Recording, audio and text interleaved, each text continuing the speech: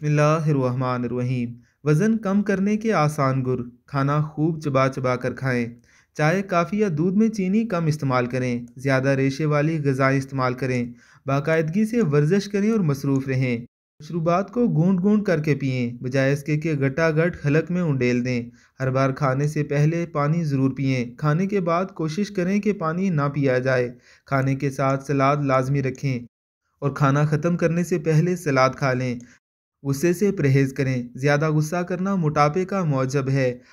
आहिस्ता आहिस्ता वज़न कम करना बेहतर है, बजाय इसके यकसर वज़न कम किया जाए।